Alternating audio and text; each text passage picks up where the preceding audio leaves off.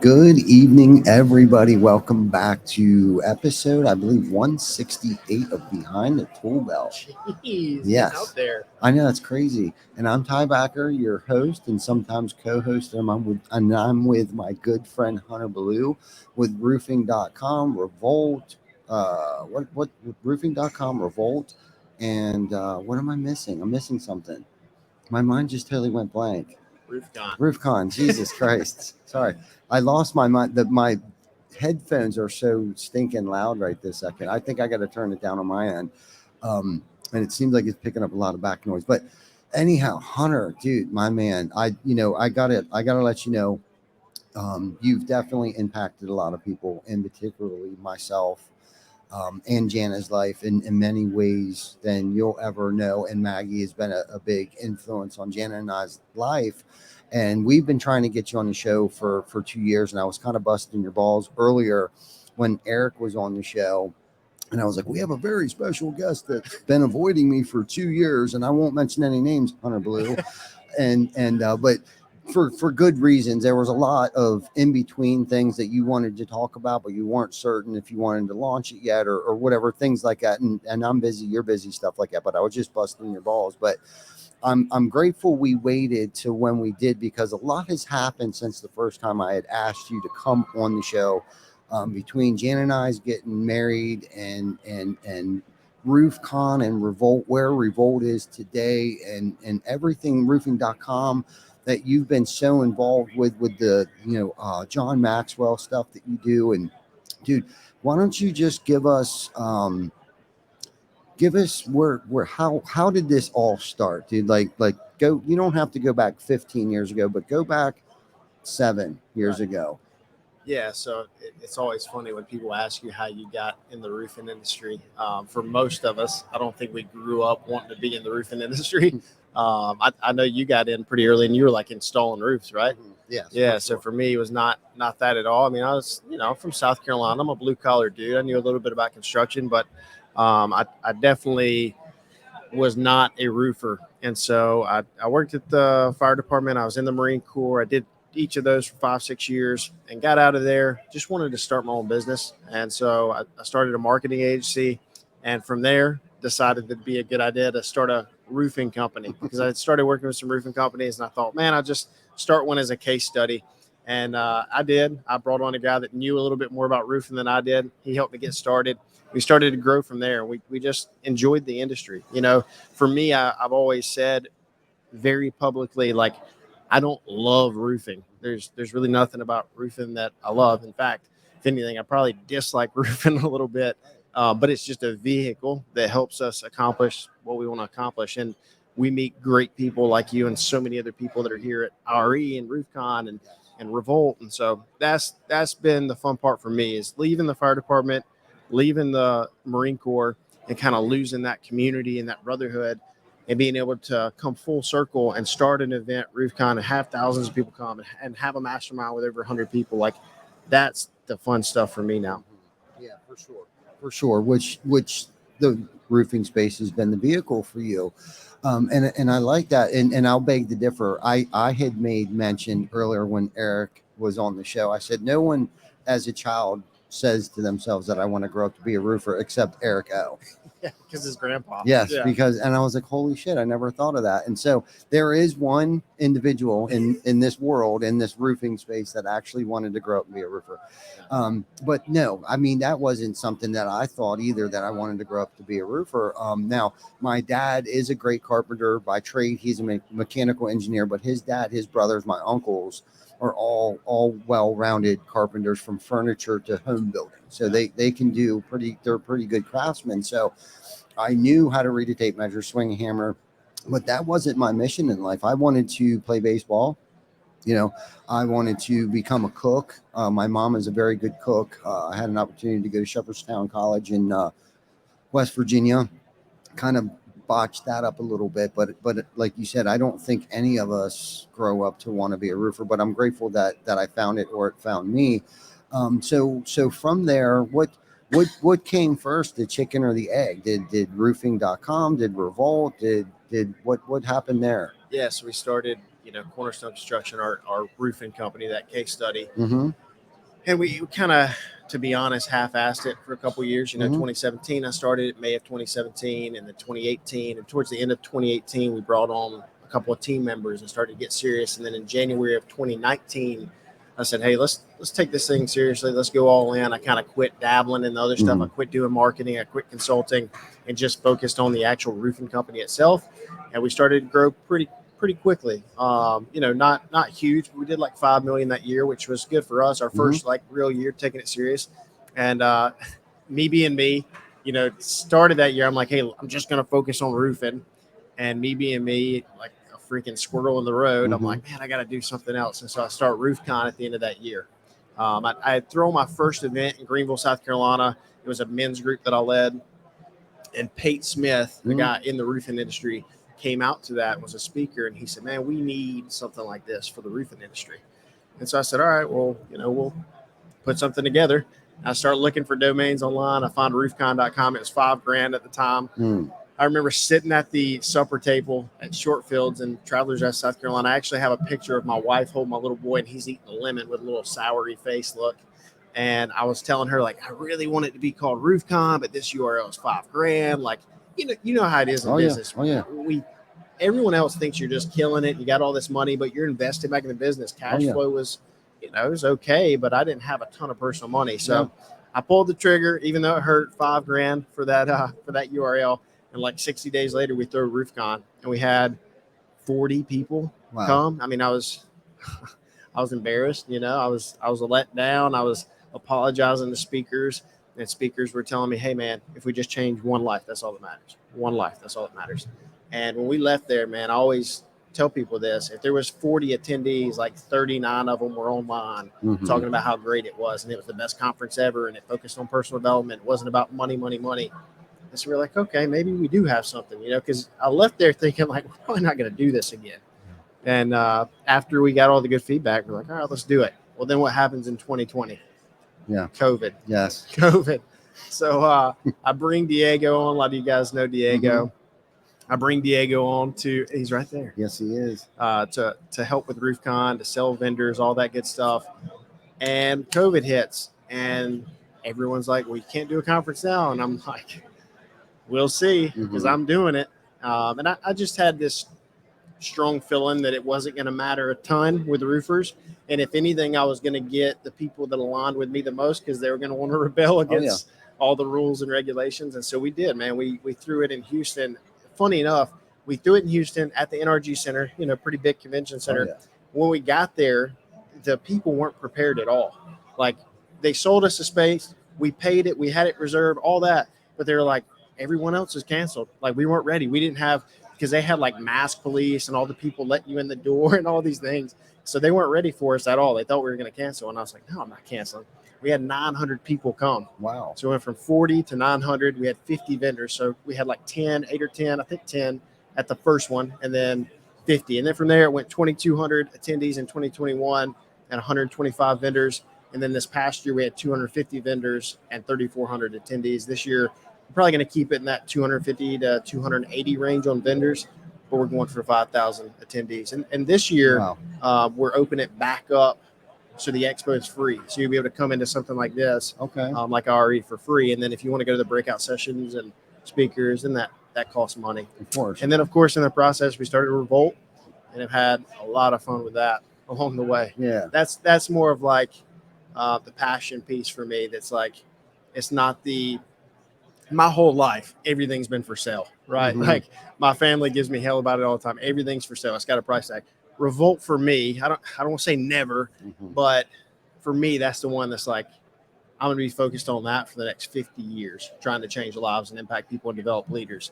Everything else has a price tag, like, we'll figure it out. But for me, Revolt is that long-term piece. Yeah. No, that's awesome. All right, so let's rewind here a little bit. Back when you hosted your first RoofCon and you only had 40 people, was there something that happened or something that somebody said? I know you said 39 of those people online said it was great, but what happened that convinced you that it was a good idea to do RoofCon 2? Yeah, it was those people. It was the vendors specifically. Phil Sanav, he's with Morgan & Morgan now. He came up to me. I'll never forget. I was walking back in the doors the last day. I opened the door. He stopped me. He hugged me. He said, "Brother, I'm with you every year from here on out. I appreciate what you're doing, and this is different than everything else in the industry." The speakers were saying that, the sponsors were saying that, the attendees were saying that, and then the results the attendees started to get after the fact. Because one thing for us, man, is I tell people at every single, I mean, you've experienced it at every RoofCon, at every small event set to scale, at every Revoltex retreat, at every member retreat. It ain't the hunter show. It's really not. Like I try to not make it the hunter show. Like Right. I don't want to be the main guy. I don't want to be the face. I want it to be about the community. I want it to be a place where we can find true relationships to hold each other accountable when we leave this place. A quote that I kind of spit out at that first RoofCon, and I've always said it since then, is 7-figure handshakes trump 6-figure keynotes. I can give a great keynote. I can do an awesome job on this podcast and give you some training, whatever, to help scale your business, sell your business, whatever. But the relationships you can build with people in a room like this are invaluable, man. Invaluable. Oh yeah, they say today's currency is our relationships that we're building today, for sure. I believe No, it. and yeah. So you're saying, okay, so you're not fond of the roofing industry, but I know you're exaggerating a little bit. I know you love the roofing industry, right? But where you find your true passion is in Revolt. Now, where do you think that comes from? Like, and what are you trying to accomplish with that? Yeah, so my life mission that I say often, my life mission statement, I've kind of summed it up into one sentence. We have it for our business, we have core values, all these things. And for me, I did it for myself too, and we teach it at the retreats, and you've seen it. You know, for me, it's integrity, leadership, legacy, and for me, it's to develop millions of leaders that go on to impact billions of lives. So to do that, I've got to reach a bunch of people, right? You know, that's a lofty goal. And a lot of people might hear that and say, this dude's a moron. He's never going to achieve that. Well, I'd rather miss, you know, by a little bit having that big goal than setting a small goal of I'm going to impact 10,000 people. If I have another 50 years in me, I'd like to think that I'd be able to do that. But Revolt is that vehicle, you know, through the retreats, through the coaching program. You know, we just launched the coaching program. Did you see JP got certified today? Yeah, he took his test this morning. He's certified. So it's just developing the leaders so that if I die tomorrow, man, like this is so important to me. I tell people legacy is that main driving factor for me. And it really is. If I die tomorrow, if I die on the plane going home today, I want to make sure that Revolt doesn't die. Everything that we've created, the exercises, the experiences, it doesn't die. I want people like you to be able to go out there and make an impact still. It doesn't have to be a hunter. My face doesn't have to be on it. My name doesn't have to be on it. I just want the impact made. To me, that's what legacy is not my name on a building. It's not how much money I left my kids in the bank account, inheritance. It is the impact I make after I'm gone, whether they know my name or not, have seen my face or not, read my book or not. I'm continuing to make an impact because I poured into this guy and he poured into this guy. And now he's teaching this guy. That sounds like a very selfless act because you figure by the time it reaches that third person, they're not even going to know where that message came from. Now, where does that come from? Where does that drive to want to impact that many people? Like, did something happen in your childhood or like people, I don't think yes, people are born with a big heart and kind and giving and caring and things like that. But where has that drive come from? Like, why would you want to do something like that? Yeah. Who gives a shit about everybody else? You know what I'm saying? But like, where does that come from? Yeah, I don't think that it's, you know, I'm such a good guy or anything. I think it's that I find my significance in helping other people. You know, I realized that throughout my 20s. I'm 32 now. I just turned 32. And I found that throughout my 20s. When I was 20 years old, all I was focused on, Ty, was making $1 million. Right. I said thousands of times to so many people, I'm going to be a millionaire by 30. I'm going to be a millionaire by 30. I'm going to be a millionaire by 30. And I believed it. I believed it. And I had to hit it because I felt like I had to prove people wrong. I had a point to prove. And so when I started, man, it was about the money.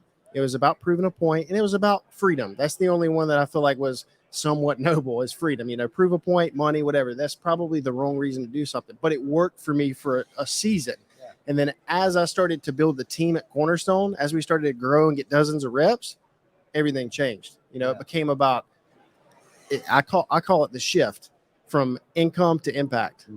So now it became not, hey, I want to be a millionaire. I want to impact 1 million people, and I want to help my team become millionaires. Yes. And to see their lives change, see them be able to build their dream house on their dream property, to pay off debt, to buy the car they want, dude, there's nothing better than that. There is literally nothing better than that. It's not. Yeah. No, you're right. And we talk about that all the time. And you have definitely been a huge influence in my life and helping me gain clarity on not just what to impact, but who, but how. How can I make an impact on whether it be our community, our team, our industry? Like you, just so you know that, and you can ask Jana this, that you've had a huge impact on my life, our lives, and whether our team knows it or not, you have had a huge impact on them. So what you're doing is working, and like I was talking about that clarity.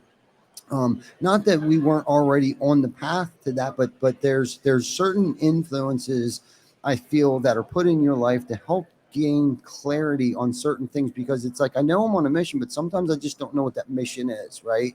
And sometimes I get distracted, but I need put back on track. And for me, that's what Revolt has done, whether it be through the group chats and stuff. And I know I don't participate that much, but I can't help but read every single thing that's in there because I get notifications every 2.3 seconds, right?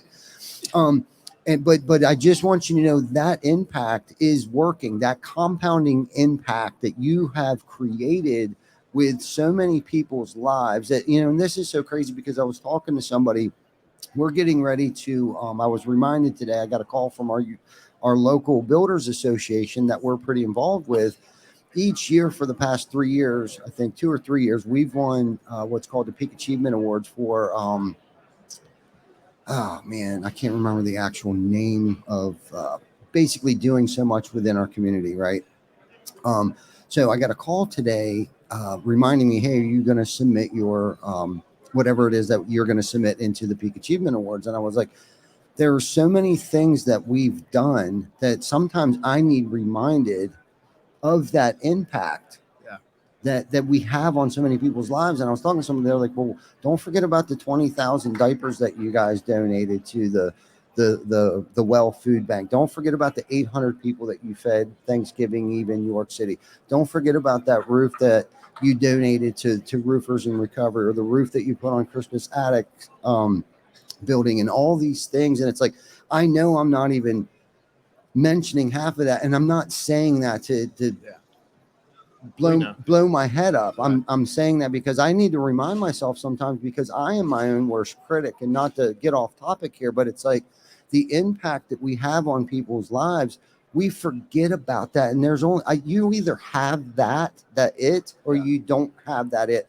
And I think that was where I was trying to get with you, is like, where does that it for you? Did something happen? Yeah, I'll elaborate it on it. I'll elaborate on it even more. Again, I don't want to sound all noble, like, oh, I care about significance and my legacy and whatever. Ultimately, what it comes down to is I didn't feel significant when I was young.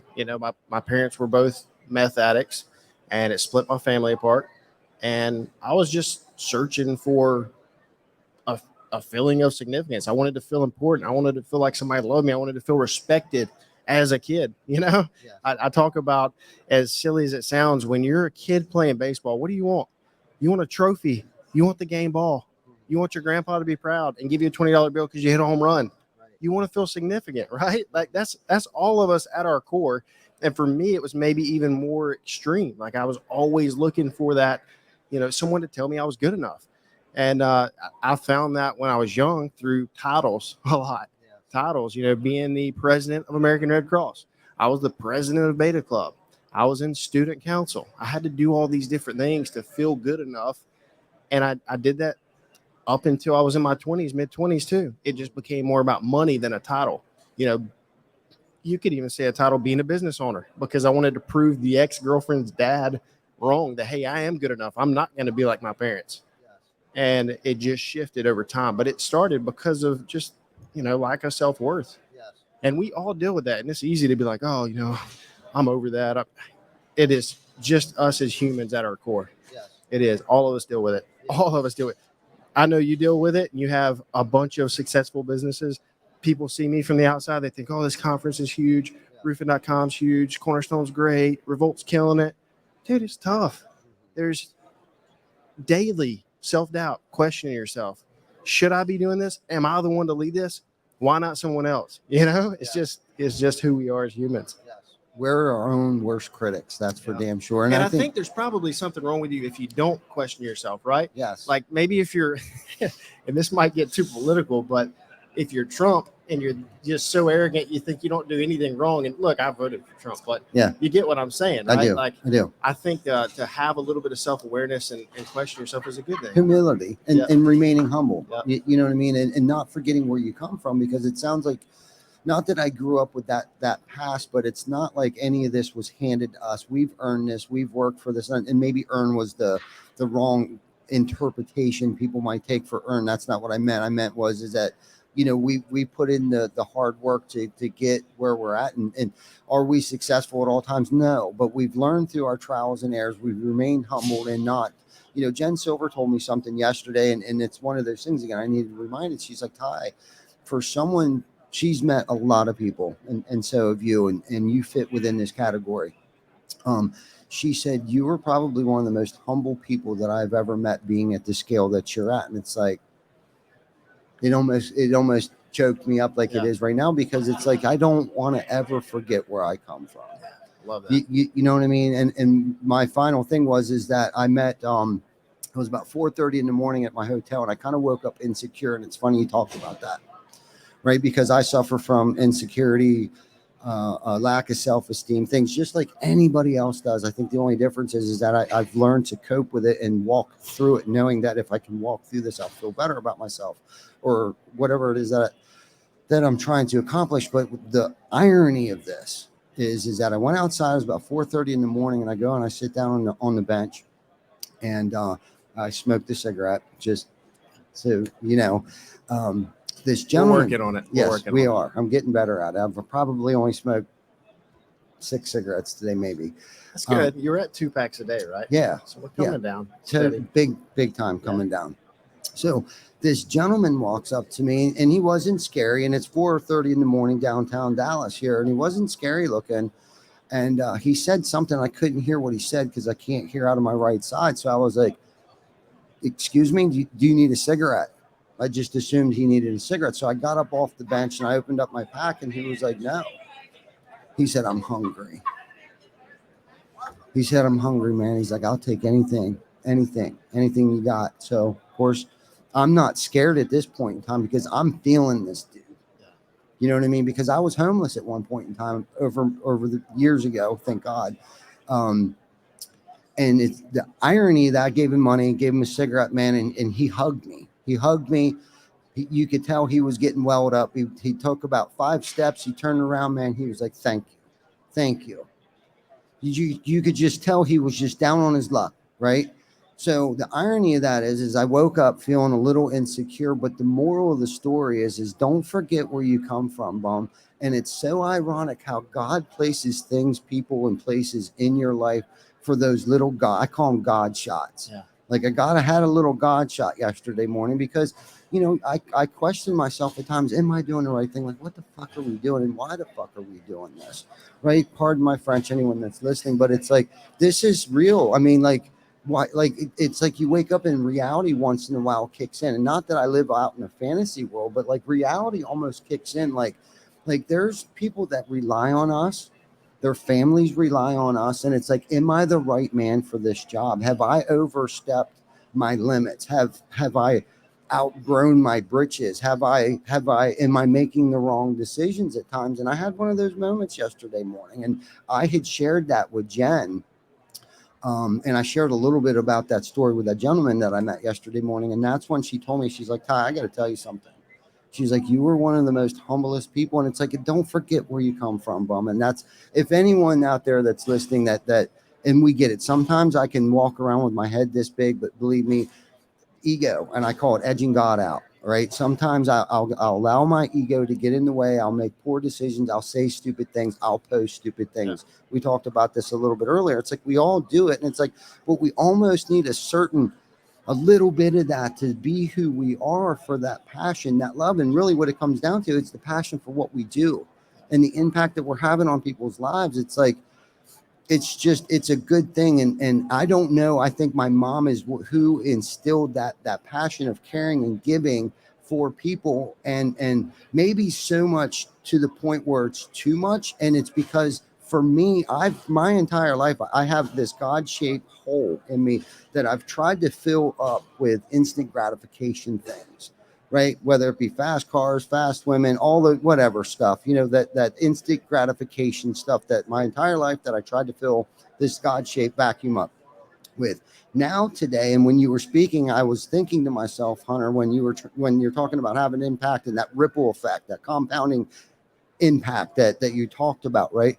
That's you filling that God-shaped void. And it's not instant gratification stuff. That is long, life-changing impact, ripple effect that you're filling up with that God-shaped vacuum that we all have, but we just don't even know we have it, and we're trying to fill it up with a bunch of trash. So, And you talking about the homeless guy, that story. I mean, you really answered your own question when you asked me about why do we do what we do. Yeah. To be able to do that, to be able to give to who we want, when we want, where we want, and not have to worry about it. Right. Not have to feel like it's a burden to ourselves, or let me actually check the bank account real quick, or we don't have to worry about it. We can just give and be at peace with it, and it feels good. It feels great. Yes. One thing I tell myself all the time, I'm sure you've heard me say this because I say it in one of my speeches a lot, is others won't, so I must. Others won't, so I must. That's one of my reasons why I do what I do is because if someone else won't put in the work so they can give the money to the homeless guy, I'll work a little bit harder so I can do it. So others won't, so I must. Love that. No, that's good stuff there. So, all right. So, where are you at now with everything, man? I know you kind of gave us a quick recap of, where Revolt is, and so is Revolt going to be at the Orange County Convention Center? Yeah, RoofCon will be at the Orange County Convention Center again, November 9th through the 11th this year. Diego, came on full time, came back as CEO of RoofCon, got some really good things happening. We've already got a few of the big name speakers locked in, and we're slowly announcing those. Again, we're expecting 250, 280 vendors this year, 5,000 plus attendees. And just got some new stuff we're mixing in. Before you'd have to go outside of the vendor hall to go to the breakouts. Now we're doing them in the hall. We're actually setting up breakout rooms in the hall so everyone can just stay there and the vendors can get more action. Just a lot of little things like that. So we're excited that the days are a little bit longer than they were last year. 3 full days again. We're going back to that model. So it's going to be fun. We're really excited about it. And Revolt, same old with Revolt. Running the retreats. We have 2 retreats coming up back to back. You came to the 2022 back-to-back retreats. We've done that every year for a few years in a row. And you talk about just exhausting, man. When I get done with those 2 back-to-back retreats, I'm ready to go to sleep for a week. Yes. Just because it's so emotionally draining, because we're pouring in. We want to make a difference. And so we have 2 of those coming up. We have our member retreat coming up. We have our couples retreat coming up, which is always a good time. We'll see if we can hook anyone else up at our couples retreat. Yeah, that's got to become a thing now. So going back to the couples retreat and why it's so special for Hunter, myself, Jana, and RD. So because of Hunter, now I'm going to tell the whole story. Do you care? Not the whole story, but I made the mistake at the free retreat of mentioning, of talking to Hunter, I think just on a personal note, about how Jana and I haven't been married. And so since that time, now he didn't ride my ass a whole lot, but every now and then he'd throw me a little message every now and then. So did you ask her? Did you ask her? And of course I'm like, no, I didn't. And that it wasn't too annoying yet until we got closer to the couples retreat. And then he was like, are you going to do it? Are you going to do it at the couples retreat? And I was like, no, we're not going to do it. So then when we get to the couples retreat, you're missing a part. Okay, go ahead. You're missing a part. He came to South Carolina. And in my office, you said you were going to do it. So at that point, you released the trigger. It was like, all right, I'm going to hold him accountable now. That was it. Yes. No, I forgot about that. I drove the whole way to his office for about 12 hours and turned around and went home to get my ass busted by him. No, there were some other things. That was a reason why. There was another reason why we went down there. And then anyhow, so we're at the couples retreat and we're doing this game. What is it? What game was it? Why don't you tell the story where Jana and them had to leave the room? This is where it really got I think stupid. It was For just me. couples trivia. So Yes. at our retreats, we have like a tribe model. So we split up teams and make it competitive. And we had each team pick 5 couples, and then we would ask questions. So they were one of the couples. And from there, you can tell the rest of it. So Jana leaves the room. All the guys stay in the room, and the girls leave the room, and they're asking us these random questions. And there was a question that came up about our relationship, and I said it was complicated. And everybody was kind of looked at me weird, I guess. And then the guys get off stage. The women come back in. They get on stage. Well, they asked Jana the same question. Her response was the same exact answer. It's complicated. Well, everybody thought we were married up until this point because they're like, "What do you mean it's complicated? What does that mean exactly?" So after the event, the exercise, we go outside of the amphitheater that we were in, and RD walked up to me. He was like, "Aren't you guys married?" And I was like, "No, we're not married." And I think everybody there thought we were married because we're a couple. I mean, we've been together forever, over a decade. And so he had asked me if we wanted to get married. I was like, "No way, Jose." But anyhow, throughout the course of the week, even prior to that, he's shooting me messages. Every time he sees me, he's like, "So you're going to pop the question? You're going to pop the question?" I'm like, "No." He's standing behind Jana saying, I could see he's talking to somebody. Actually went and bought me a wedding ring for her. Okay. At this point in time, I'm sick on my stomach. I'm like rethinking Jana and I's relationship. Like, have I wasted this girl's life because I'm not committing to marrying her? Like, do I leave her? Do I do this? I was like, dude, I had such a headache. I left. I went to the room and I stayed in the room for about 3 hours. I was like, "Honey, I just don't feel good." She has no idea up until this point in time, no idea what's going on. Now, Mullen's riding my ass. Bob's riding my ass. Hunter's riding my ass. And I think Mullins could see that I was getting a little frustrated. So he backed off a little bit. But because of Mullins and what's his significant other's name? Tori. Yes. So long story short here, I'm not telling the story very well, I feel like, because I'm all jacked up here a little bit. But and there was a lot going on. Yeah, it was the last night. Yeah. Last night we were doing like a party, kind of send-off party with everybody. And we have the tribe model, right? Yes. So we come down to the end. I'm calculating all the points to see which tribe won. Mm-hmm. Well, it came down to 2 being tied. And we're like, well, shoot, what are we going to do? Like, it's the end of the night. It's 10, 11 o'clock at night. And so we decided to do a wrap-off. Mm. So they had to create a rap about each other's team and diss each other. And whatever team won, I don't even remember. I think it was C team won. Mm-hmm. Well, Mullins comes up to me and he's like, "Hey, man, we're ready to do it. We're ready to get married." And I'm like, "What are you talking about? Mm-hmm. Like, we're not doing this. You're drunk." He's like, "I'm not drunk. I swear to God, I'm not drunk." Tori wants to do it too. And so she comes over. She's like, "We're serious. We want to do it." RD said he'd do it. So we all go over to this little arbor thing, or whatever you call it, on the beach. Yep. And sure enough, we do it. And I'll never forget, like, we do it. Everybody's clapping, excited. Kind of settles down. I start walking away. I get like 100 yards away, and everybody starts screaming, "Hunter, Hunter, come back. Ty's getting married." I'm like, "Get the freak out of here." Mm-hmm. Yes. That was an awesome moment. It was an awesome moment. So we saw it on Facebook. I think Brandon Allen, one of them, went live, and I saw it, and I saw Jana's face because she looked over my shoulder and she could see they were on the beach getting married. And I looked at her and I could see her face. And this is very emotional for me. And I could see that she looked sad. And I was like, "Do you want to do it?" And she's like, "No." I'm like, "Come on, let's go do it." And she's like, "No, you don't want to do it." I'm like, "Listen, I want to do this. If we don't do this now, we probably won't ever do this." And so she was like, "You know where they're at?" I said, "I know exactly where they're at." Dude, we were hurdling bushes.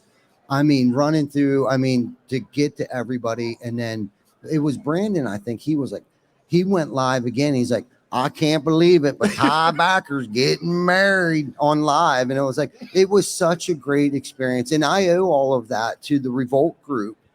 The impact that it has had on my life is unmeasurable. And there's no monetary value that I could put on that. So if anyone out there is like wondering or debating if they should join a mastermind group or accountability or anything like that, listen, I'm probably one of the oldest guys in this group, and being as egotistical as a person that I am, I'm thinking, what could anyone do to possibly, or tell me that I don't already know or haven't done yet or whatever. One of the greatest things that I have ever done was join the Revolt group because of the accountability, because I really think a lot of times people, at least in my organization, has issues saying certain things to me. But this guy right here has no problem calling me out or holding me accountable, besides Vic and a couple other people, you know what I mean? But on that type of level, because I've shared things with him that I probably wouldn't share with other people either, because I feel so confident and comfortable with you. But what it has done for me is he knows, because he's been in my shoes, or vice versa, of being an entrepreneur and the financial stresses and taking care of other people's lives and children and things like that. Unless you've done it, you don't understand what that can do to a man mentally, right? And for you to call me out on my shit, and there was a couple other things along the line, smoking and stuff like that. And I know it's tough love when you ride my ass, just because you love me. But if anyone has ever been in question if they should join a mastermind group, I highly recommend, and I'm not even trying to plug you right now. I just know that we wouldn't be where we're at in the short amount of time that we've been members of the Revolt group. So much has changed in my life, whether it be the clear direction of the impact and how I want to impact people's lives, the love and the marriage and that with Jana that we've got to experience, the people, whether it be JP, whether it be Mullins, Bob Holt, that camaraderie and that fellowship that I've experienced with other entrepreneurs, other like-minded people who know the struggles and the pains and the stressors that I do, to be able to open up freely in our group chats and our circle that we have at the retreats, I mean, has been life-changing, not just business. We're not even talking about business. Yeah. And I'm sorry, I'm rambling on here, but I need you to know, because, and I know we're on Facebook Live, and I'm not just doing this because we're on Facebook Live. We just don't get this time together like we have today for a while. Anyhow, we haven't had it, but I just want you to know the impact that you've had on my life, and not that I'm anything special, but if he can do it for a knucklehead like me, and it's not just you, it's everybody else. Like you said, it's not the Hunter Blue show. It's everyone that I've met that believes in you and the things and the progress that you've made has changed my life. You can't put a monetary value on that. So thank you. We've said way too much about me. Let's talk about you. You never get to talk about you on this show. It's always about the other people. What's up with Lead Scout? I know you guys just dropped the Android app. Yeah. Yes.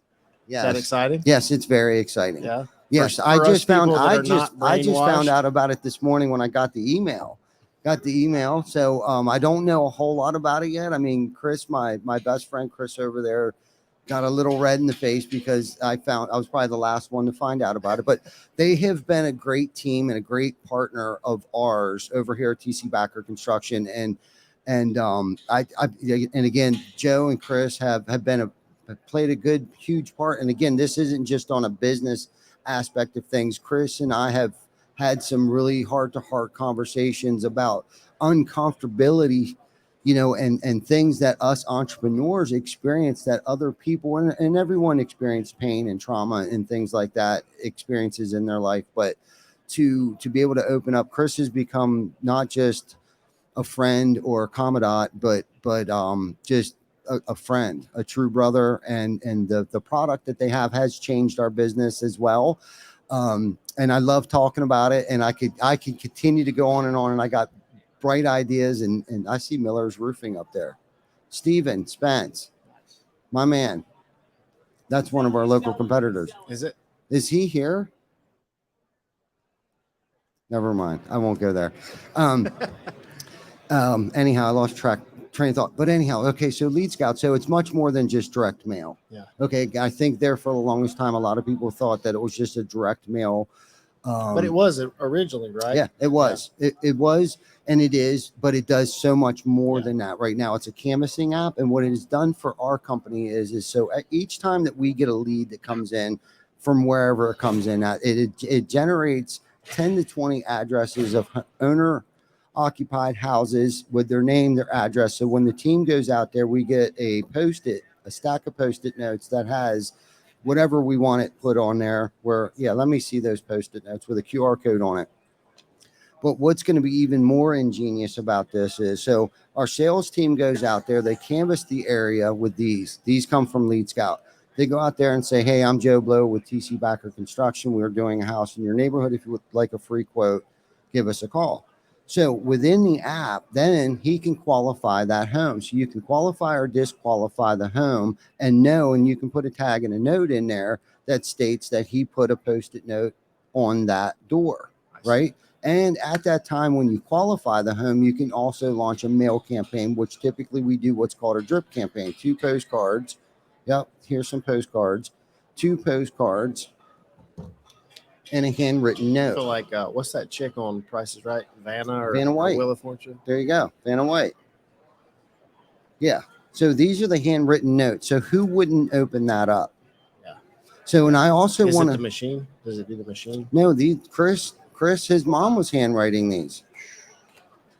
Yeah, Better give each that one. lady a raise. Right. My wife, man, we did so many of these. Oh, Chris, would you like to talk more about it, or? Okay. So I'm going to plug Roofle. I'm just going to plug Yeah. Roofle because what we're going to start doing with Roofle. So with partnering with Lead Scout and Roofle. So this customer is actually using Roofle right Oh, now. I'm jealous because I thought I came up with this idea. So Roofle, what Roofle has right now is the Roof Pro quote or Roof Quote Pro, Roof Quote Yeah. Pro. Okay, so basically, if you hit this with your camera, right, it'll populate to a landing page, which then you can put your information in there, and it'll bring your house up and give you a quote within 30 seconds. Okay, so if you put these on these Post-it notes or these these handwritten notes or postcards, you don't even, the homeowner can just get a quote in 30 seconds. So our idea is to put that on all of our Post-it notes, all of our yard signs, on our trucks, everything. So I just think that's revolutionary to our roofing industry because most things are e-commerce except the roofing industry right now. I think you can buy pants, you can buy your groceries, you can buy everything online except a roof. Yeah. Until today. it's good, dude. It's Yeah. awesome. Yes. So you use this with TC Backer pretty actively, right? Yes. How many markets are you guys in now? Right now we're in 6. 6 markets. 7. And you're looking to go Charlotte, 7. some others. Yeah, Okay. Charlotte, Mississippi, Texas, Grand Rapids. Yeah. What did that evolution look like? When did you start TC Backer? Back in 2008. 2008. That's a great year to start a Yep, roofing. it was. It was. Right now would be a great time to start one as well. Yeah. Yeah, During the recession? yeah, it is. You learn how to do a lot with little. That makes sense. Yeah. Makes sense. Yeah. A lot of people you talk to would give you the excuse that that's why they went out of business or didn't start or whatever. So I love that mindset. So 08, you started in Dover, just Yeah, Dover, Pennsylvania. Yeah. Would you open your first additional office? We opened up our first additional office probably we leased the building probably about 2 years ago, and about a year ago we actually hired our first people. Really? So like 13 years before you opened a second office? Yes. Wow. Yeah. Okay. Now we moved several times. So TC Backer Construction started in my living room. I worked full time banging shingles. I hired my best friend at the time. His name's Perry, who still actually works for us. He came in 2-3 days a week to start helping me. About a year or two into it, I just needed help. Yeah. Right. I was working 16 hours a day. I would work 12 hours a day on the roof. I'd come back. I'd clean up the paperwork for another 4, 5, 6 hours a day. So I was getting burnt out. And this was 7 days a week. So I hired Perry. Perry would come in literally and sit it on the couch in my living room at the coffee table, paying invoices, just trying to just help me clean up the paperwork because I was a mess. Still am half the time. And then that was my first 2 unit that I ever bought. I got into real estate early too. So that was the first 2 unit that I bought. So the first floor, when I bought that building, there was a previous tenant that lived there at the time. So they moved out. So then we converted so I could just get some separation, moved our business to the front room on the first floor. At that point in time, I think Jana and I had been together for about a year or so. So she had quit her job and came to work for me full time as well to help Perry in the office, because within that first 12 months, we landed some investors that were flipping homes and stuff because of the recession and stuff like that. They were taking off at that point in time. a couple new construction builders. I was doing mostly all the sales on the retail side of things myself. I had at that time brought on two more people, two more laborers. And then we ended up several years later moving out to Dover because at this time we lived in York City. Moved out there, bought it was 37 and 39 North Main Street. 37 was an old barber shop. We converted that into our office. We hired Kim. That was probably 9-10 years ago. I think Kim's been with us about 10 years now, who's now our CFO.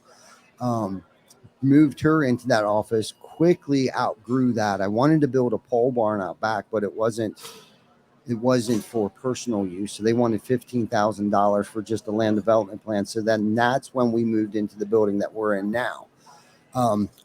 Long story short, several years later, we're actually looking to move again now because we've outgrown that building, which is 6,000 square foot buildings. So we're moving out of that. We bought another building, which I was able to cash out, refi some of my rental properties, get the cash out of them. I bought this commercial building, which then we're going to cash that out, get that cash back. So we essentially end up with a free building that we're getting ready to move into, hopefully in the next 30 or 60 days. What size is it? That's 5,700 square feet, and just for admin and sales over there. All production's going to stay over where we're at now. Nice. Yeah. That's cool. Yeah. So, and then 2 years ago, we opened up, or about a year ago, we opened up our second location down in what we call the Delmarva, Delaware, Maryland, Virginia area that handles that entire Delmarva Peninsula area. And now from there, we manage 6 to 7 other states between, sometimes we got to drive a little bit, but that's why we're trying to pop up these satellite offices. And that's why processes and procedures are so essential for us to be able to do things like that. It's good, brother. Yeah. Sounds like you've been busy the last couple of years. We have been. Offices. And I know you got a bunch more coming. I'm excited to see it. Yeah. I think it's cool to see just the progression of like, hey, look, you don't have to do it all in your first couple of years. Sure, you might be able to, but you should build out some systems and processes. And you could attest to this. You're going to break them as you add on to the company, not just revenue wise, but people wise, having more employees, having more roles, having more offices. Like, you're just going to continue to break it. You're never there. You've never arrived. You've never reached the mountaintop. You're going to have to continue to improve. Absolutely. And that's the thing. We constantly say we've boldly gone where no man has gone before, at least me. Right. And up until several years ago, I mean, there wasn't the Facebook groups. There wasn't. And that may have been one of the well, I can tell you why it may have taken me longer than most people in the industry, is because I had trouble letting go. So I would say, I don't know, the first 7-8 years, I handled everything, where, I mean, ordering the materials, doing the work, hiring, firing. I mean, I did everything. I had learned that I became the bottleneck and that I was the one holding the company back from growth, because here I'm like, grow. But meanwhile, here I'm slowing the business down from growth because I kept thinking, God, there's just not enough hours in the day. And then I'll be honest with you, my mental health and physical health started to suffer, from that. And I remember I had a conversation with Jana and my mom one night. We went out to dinner and I kind of just broke down. Like, I can't do this anymore. And Jana was like, you just need to hire someone to do these things. And then how long ago was this?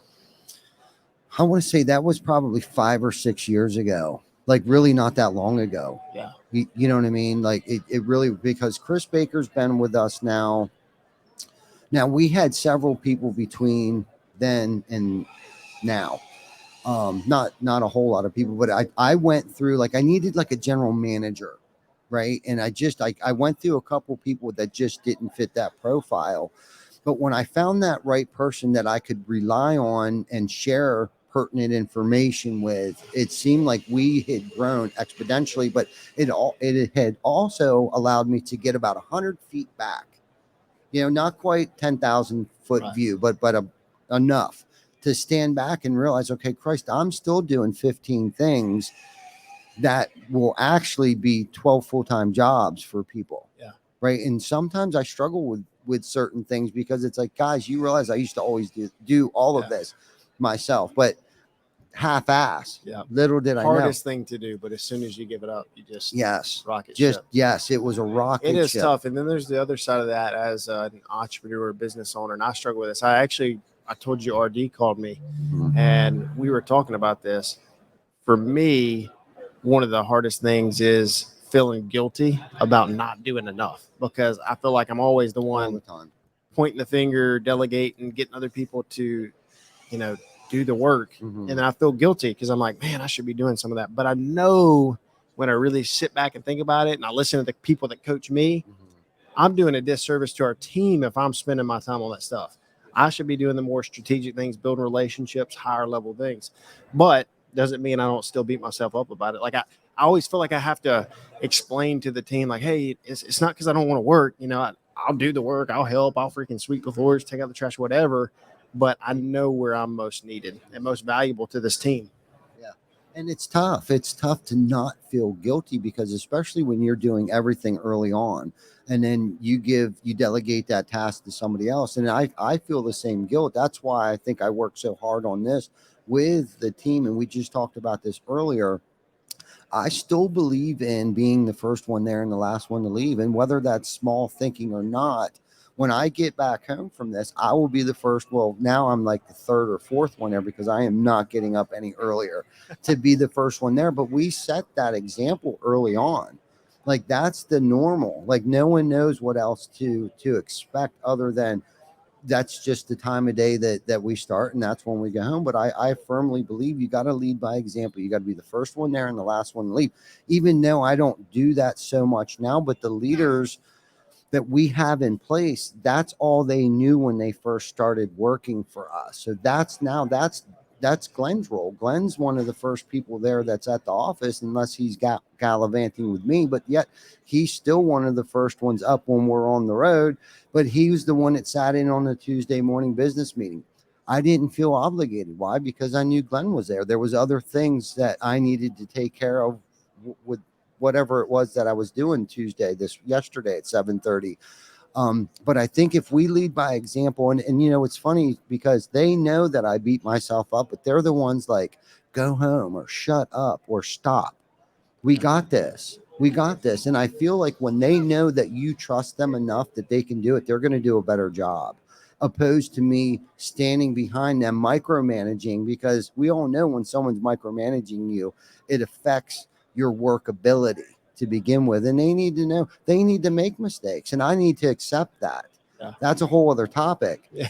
In itself right there. Yeah, Craig Rochelle talks about it all the time. They may be 80% of what you are in this specific task right now, but if you let them take over that task, in 6 months' time, they're going to be 110% of how good you are. Maybe it's a year, maybe it's 18 months, but at some point you just got to let it go and know that.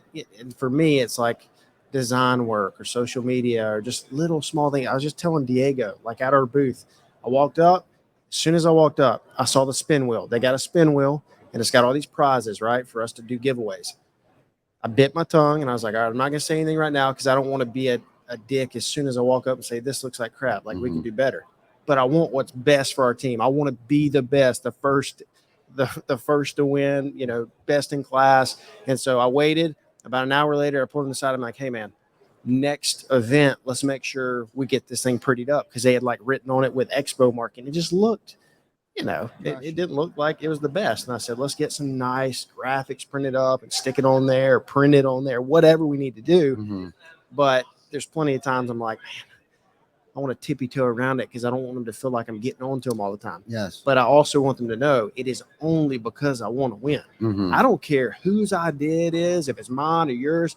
I just want to be the best. Yeah. That's all that matters to me. For sure. And I think it's our job too to learn, and we're not perfect about this, but accountability, kind candor, learning how to be delicate with situations like that. Tact. Yeah. Right. And because we've learned from experience that we've walked in, they said everything. They're the ones that did all the work, but then we roll in there and be like, that looks like shit. That looks like shit. This needs moved out of the way. You got to learn how to be tactful with that. You need to come in on an angle. And if you can get real good at it, they'll even think it was their idea. Yeah. And even just some of the language of how you position it, how you say it, like, hey, we need to do better at X. I might not even have been involved with getting the wheel Mhm. or setting up the thing, but we need to do better. Not, hey, your ass needs to do better. You need Yeah. to make that look better. It looks like crap. No, we need to do better as a team Mhm. because ultimately I'm a part of the team. And I think it makes them feel more level with you, not like you're talking down to them. Yeah, of course, of course. And then that's the thing too, is giving up some of that control and allowing them to make those decisions, right? Because if we don't pass the torch on to somebody else, we're going to still be stuck doing it ourselves, right? And if we're downgrading them or looking down on our nose or making them feel less than, how are they going to perform? They're going to perform poorly because they're going to be walking on eggshells. Oh my God, when he's going to get here, he's going to probably nitpick the shit out of everything. But when you empower them to make decisions on their own, because it is our job to not teach them what to think, but how to think when we're not there, especially when we're not there, right? You know what I mean? And if you can get them to that point, and it doesn't happen overnight, and they got to learn to trust you too, and I have to learn to trust them, and that's probably the biggest thing is trust. I know at this point in time, and I'm just going to use this podcast as an example, I know I don't have to know everything that goes on here. Can I? Will I? Should I? No, I don't. I mean, I can. I'm smart enough. It's not that I'm not smart enough. And you touched on this earlier. It's like, um, you're doing a disservice for everyone else here. Like, I need to be networking and over here talking to someone when Javi's adjusting the lens on those things. And every now and then I got to walk over there and say, hey man, something just doesn't look right. What do you think it is? And that's me being in my way of like not being a dick or down. One of the biggest realizations I've had in the last 18 months is, as an entrepreneur, business owner, whatever, leader, want to be the best, winner, competitor. Mm-hmm. We really want to work hard. We want to come in early, stay late, do all the things, but ultimately is exactly what you're saying is like, we have to be willing to give up some of that responsibility to the team and not just take over, because I'm for sure guilty of that. Like it's easy to want to just come in and take over and make it your way. But it's not. It's No, not and then the best way to. if you're in growth mode, there's no way that you're going to be able to grow if I continue to act that way or do those certain things. Like, this thing would not be like this if I was trying to do all of this. I couldn't, just as little as setting the scaffolding up. I can't do this by myself. Any of this I couldn't do by myself. Vic and these guys, they're driving here. I drove to Orlando the other week, but then, not to sound stupid, I found driving to Orlando and back, I said to myself halfway up the road, it's like there's a lot more things that I could have accomplished in 14 hours than just driving. Like, it just didn't make sense. But I also wanted them to know that I would do it too. Yeah. Whether it gained more respect from my team or not, I don't know. But it's like, I wouldn't ask you to do something if I wouldn't do it myself. So I bit the bullet. I drove the whole way to Orlando and I drove back, just to get that experience myself. Like, I'm in this with you guys, and sometimes we have to do things like that too. Sometimes we have to get in the trenches to earn that respect, especially on the production side of things. The production side of things, the guys that are actually out in the trenches doing things, is a different mentality than your admin or sales. Like, there's different unspoken rules or things out over there than there is in the production side of things. Like, you have to handle them differently. I mean, they judge people, at least I did when I was on the production side of things. We judged people on how well they swung a hammer, right? A salesperson doesn't think like that.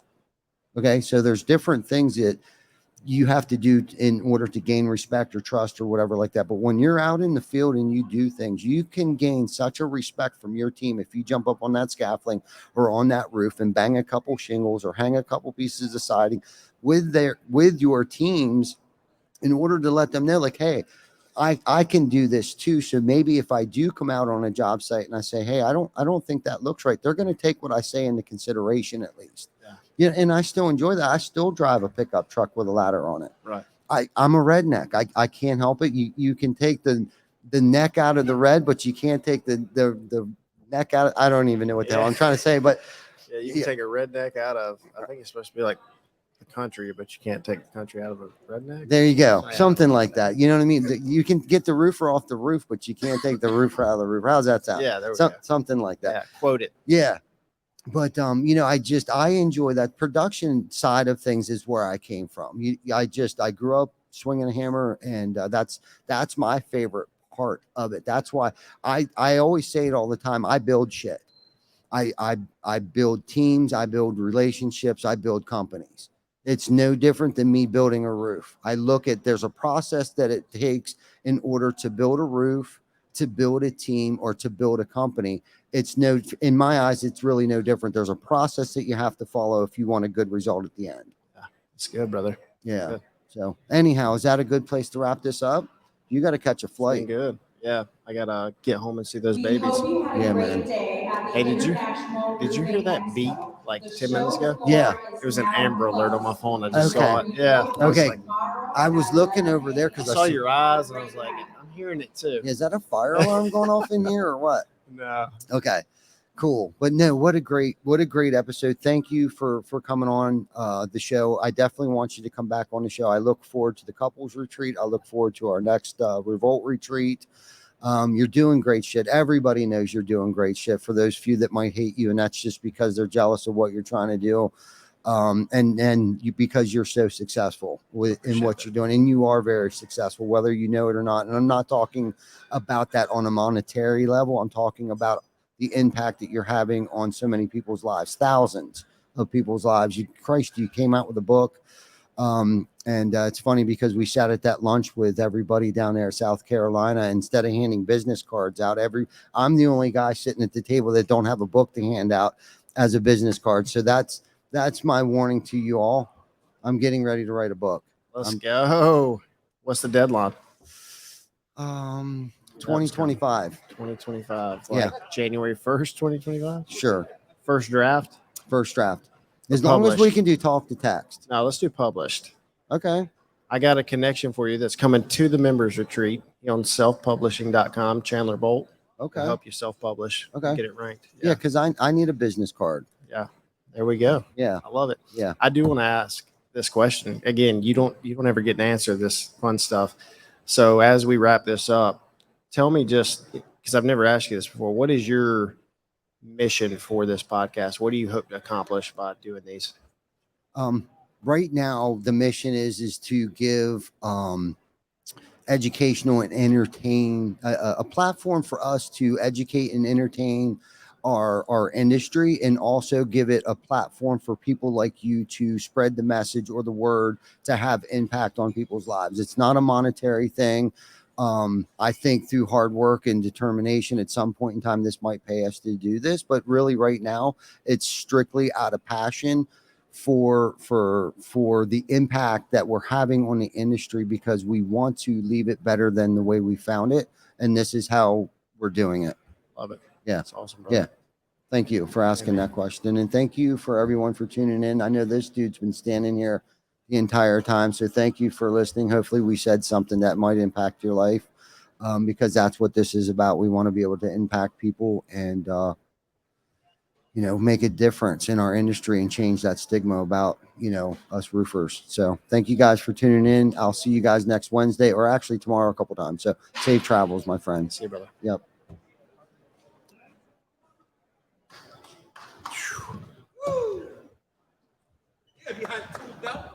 That's right. So frustrating. I freaking had a good little clip like 5 minutes ago.